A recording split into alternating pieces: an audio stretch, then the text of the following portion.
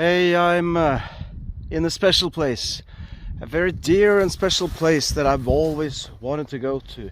And it's not only special to me, it's special to a lot of people on Iceland, because this is the place where Ketil Trout supposedly is buried.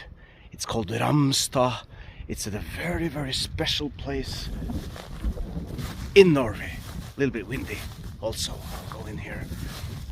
And if you don't know this, Ketil Trout and his family, oh boy, they were some really, really strong and able people, huge clan who had to leave Norway because of the Harald fair here. And it's such a great story. Let me just show you here. You don't see this that often, but it's in Norwegian and in English, but also in Icelandic, because this mound is actually very important to Icelanders, because the grandson of Ketil Trout, who was also called Ketil, he left for Iceland and he had 3 sons, and they all had huge and strong and important descendants, these 3 sons. So that's why it's in Icelandic here. Haugur Ketil Rafnistu. Sorry, excuse my Icelandic there. And let me show you the farm. It's just over here. Yeah, this is the place where obviously the farm must have been. It's called Ramsta here. The burial mound is about 200 meters in this direction. And what is cool about this place, maybe I should put up a map here just to show you. This is the part of Norway which is right between the border between Trøndelag and Nordland, meaning northerly lands, which is the Helgelandskysten, the Holy Land of the North. And this is a very strategic location, because whoever controlled this area, together with Namdalen, which is further a little bit in fjord, they controlled everything, because you had to cross either by land, by Namdalen, or by sea here, in order to get all the precious goods from the north down towards the south. So just like where Harald Fine here had his place, and where between Sweden and Denmark, whoever controlled the sound between Malmö, Göteborg and Copenhagen, same place here. Up there it's called Rørvik, by the ugly windmills. Nærøy, it's a sound there also, meaning it's very narrow for the boats to go through, and you could control everything from there. On the other side of there is an island called Lekka, where you have a huge burial mound, even bigger than this one. It's one of the biggest in all of Scandinavia. This summer they even found traces of a ship there, so maybe we'll get a dig there now. They found nails for a pretty large ship. It's called Herlofshaugen, after a king. He and his brother had a fallout with the future king of Norway, Harald Fine here. And well, there are many stories there, but the thing is, they had control over Namdalen in there, and he's buried there, just like in Raknehaugen. If you saw my other video on the largest burial mound in all of Scandinavia, it's on this place where they had the led, meaning the road, the main road going up north. And same here also, they would put these burial mounds on places, where you could use them as waypoints, just like the Kurgan graves on the steps. You could use them as waypoints, but you can also have a feeling of them watching you, I guess. Even on Easter Island you have that with these statues. They all symbolize one living person, right? So Ketil Trout and his family, it's a huge clan, all strong people. They escaped from Norway, but the sagas, oh man, you should read the sagas, and I'll put links down, because these sagas, there are 4 of them from this family. And my favorite character in the Viking age, Örvaröd. It's actually from perhaps a little bit really early in the Viking Age.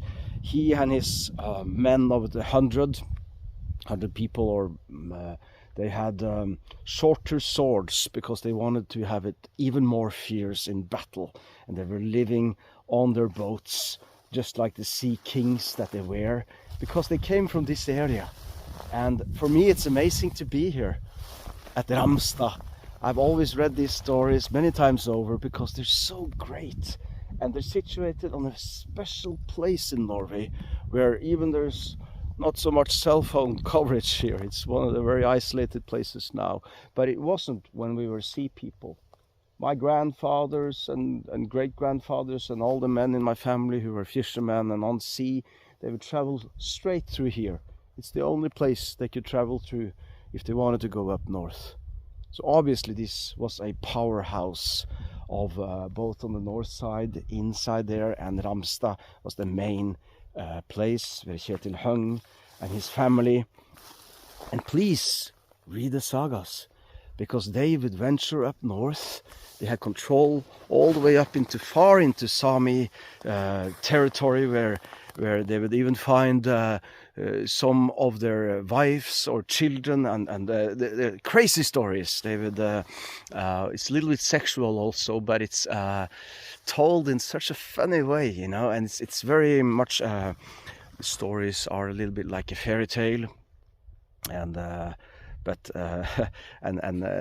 talk about the people who were born here. It was when they were young, they were like Askeladden, which is this character who wasn't much of a character, but then grows up to show prominence and become a king. And you have the roots of all these stories actually from right here. And imagine that they would control the trade from here. We're not even halfway up in Norway, but all the way up and far into the present-day Russia even.